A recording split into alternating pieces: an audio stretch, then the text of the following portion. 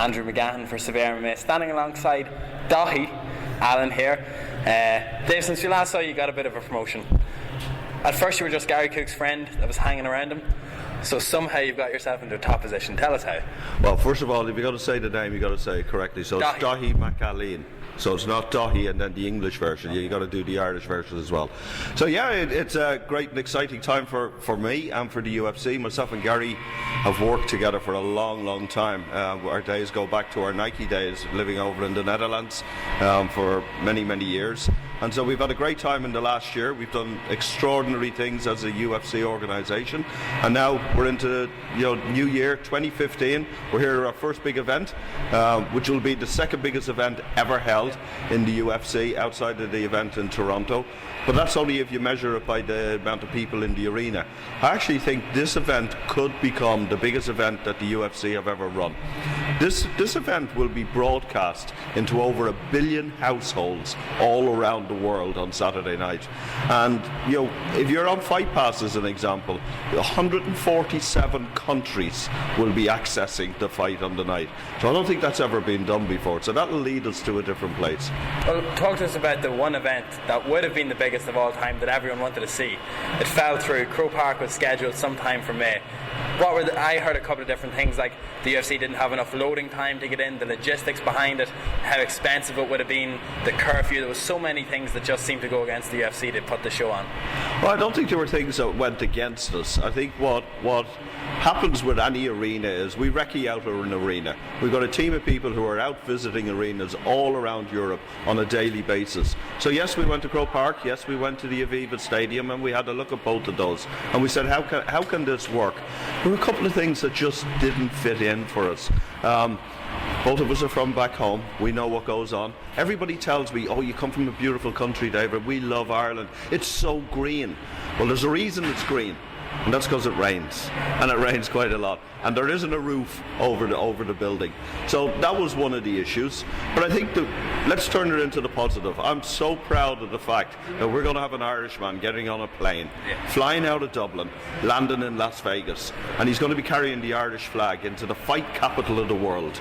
And we'll have another guy coming up from Brazil, representing his nation, flying his flag, going into the fight capital of the world. So we've got two guys walking into the octagon, and one of them will come out as the world champion and will take that belt home. So I think that's the beautiful thing that we're looking at this point. The UFC got a little bit of criticism for their hyperbole of Conor maybe saying that he's the next Ali and stuff like that. As an Irish man with maybe a little more of a cynical side to him, you can appreciate how big that he's gotten in 20 months. Dana White didn't know his name 20 months ago. Now he's 3.1 million peak viewership, 2.5 million average viewership on Fox Sports 1 last week, the biggest event on Fox Sports 1. Can he get bigger? How much bigger do you think he can get? I think Conor is one of these things that just comes along once in a lifetime moments is what Conor is. And he's very marketable himself. He does a great job at marketing himself. But I have to say, to turn it into a different part of the conversation as well, Conor's been around for a long time. The machine that's behind him now is called the UFC. And so we have a number of superstars right across all our weight divisions that have that draw, that have that personality. They're not the same person as Conor. Conor is an individual, as is many of the other fighters. You take Alex and Anthony Johnson here. They're two people who are having a huge draw for the event here this weekend. So Conor is special. I remember meeting Conor for the first time, and it was back in October 2013, and he was a guest fighter up in Manchester. He was out injured at the time, and I knew from that point and from that meeting with him, hey, we got something special going on here, not just in his personality, but I went back and watched his fights. We got something special in Conor, but I tell you, we got something special in Jose Aldo. Guy hasn't been beaten in 10 years, I think, is the record for him at this moment in time. So, it's not a walk in the park to walk into the octagon, take the belt and go home. He's going to have to work for that belt if he wants to get it. Two quick things, then we let you go. Do you think the only time Irish fans see Conor McGregor fight in Ireland is if he loses against Jose Aldo? No, I think that there'll be great opportunities, but I think the first thing that we have to do is find a suitable venue. We had a great partnership with the 3 Arena down on the River Liffey the last time we were there. It was fantastic. Problem is, it only holds 9,000, and it's similar to this event here. You know, we're putting 27,000 people in this arena on Saturday night, and the reason that we've come to this arena is it's got a roof. We could have gone back to the Globe where we had our event in October. We could have gone back and done it then, but we'd have only fitted anywhere between 11 and 12,000 people in. So you would disappoint, you know, the same number of people again, and that's one of the things that we want to make sure that if we can get Conor, wherever we get him across the water, bring him back home. If he comes home with the belt, we'll want to do something there. But I do know for a fact that the Irish fans travel. We love to travel, and we love to have a good time, and we love to party.